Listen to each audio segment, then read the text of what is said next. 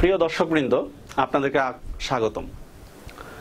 আমরা গত ক্লাসে দেখিয়েছিলাম কিভাবে সংস্কৃতকৃত প্রকৃতি ও বাংলাকৃত প্রকৃতি চেনা যায়। আশা করি এই আগের দুটো নিয়ম যদি মনে থাকে আপনাদের, তাহলে যে কোনো ধরনের পরীক্ষায় প্রত্যয় অংশ থেকে প্রশ্ন থাকলে খুব সহজেই সমাধান করতে পারবেন। তো আজকে আমরা প্রত্যয়ের অন্য একটা নিয়ম দেখাচ্ছি, যেটা তিনটা ভাগে বিভক্ত। বিষয়টা হচ্ছে, অনেকগুলো শব্দ থাকে যেটা উপসর্গ, প্রত্যয়, প্রকৃতি, প্রত্যয়, অর্থাৎ তিনটা অংশে বিভক্ত থাকে। একই শব্দের মধ্যে উপসর্গ, মানে যেটা ইংরেজি বলা হয় প্রিফিক্স, প্রকৃতি, প্রত্যয়, তিনটা অংশ থাকে। তো এই শব্দগুলোর ক্ষেত্রে আমরা অনেক সময় সঠিক সমাধান বের করতে অনেক সমস্যা হয়ে যায়। যেমন একটা উদাহরণ দিই আপনাদেরকে। শব্দটা লেখা হলো বিজয়। এখন দেখুন, এই বি এটা কিন্তু একটা উপসর্গ, আশু বিনি, এর একটা উপসর্গ হচ্ছে বি। তাহলে বি চলে গেল।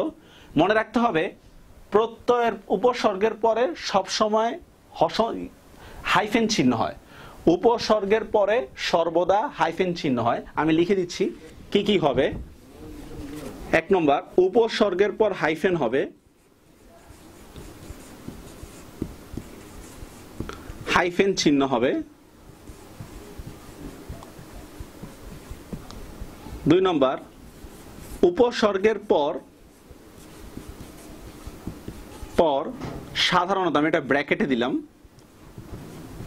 সাধারণত ক্রিয়া হয়। তা ক্রিয়া মানে হচ্ছে কি, আমাকে অবশ্যই রুট হবে। 3 নম্বর, উপসর্গ বিশিষ্ট শব্দকে 3 ভাগে বিভক্ত করতে হবে।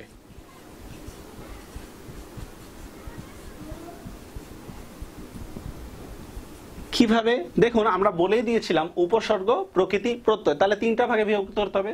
তো আমরা আলোচনা করতেছিলাম বিজয় শব্দটি নিয়ে। তো দেখুন, এই বি একটা উপসর্গ, তাহলে চলে গেল হাইফেন। এখন দেখুন, আমরা গত ক্লাসটা যদি আপনারা দেখে থাকেন তাহলে বুঝবেন যে অন্তস্থ থাকলে সংস্কৃতকৃত প্রকৃতি বের করা একটা সুন্দর একটা নিদর্শন বলেছিলাম।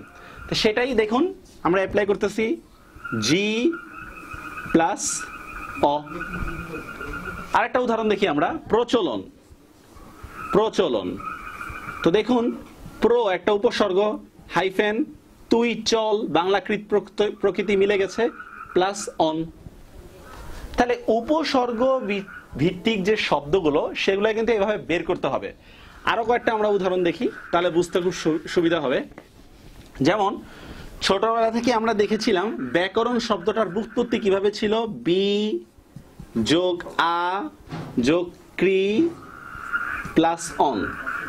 এটা কিভাবে হলো প্রকৃতি প্রত্যয় ঘটিত। দেখুন, বি একটা উপসর্গ, আশু বিনি, আও একটা উপসর্গ, তাহলে ব্যাকরণের মধ্যে দেখুন,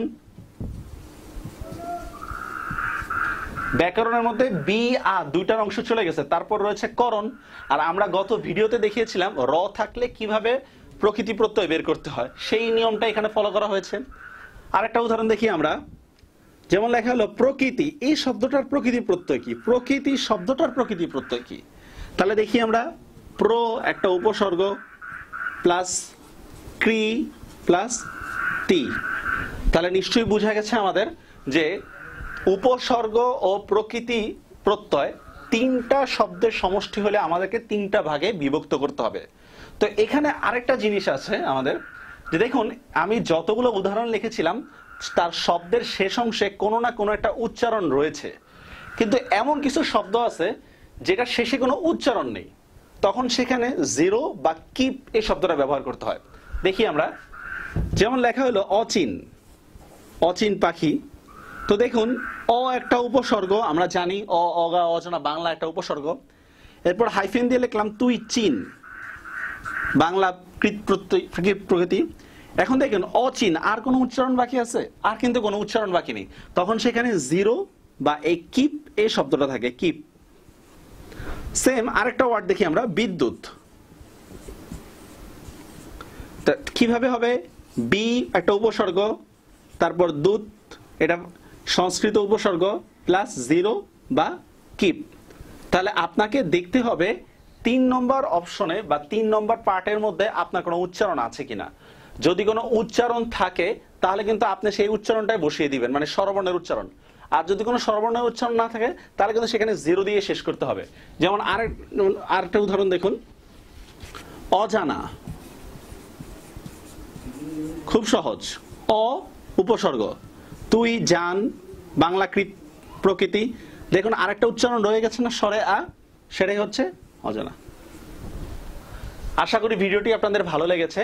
পরবর্তী ভিডিওগুলোতে আমরা তদ্ধিত প্রত্যয় নিয়ে আলোচনা করব। আশা করি আপনাদের জন্য অনেক উপকার হবে। পাশে থাকবেন।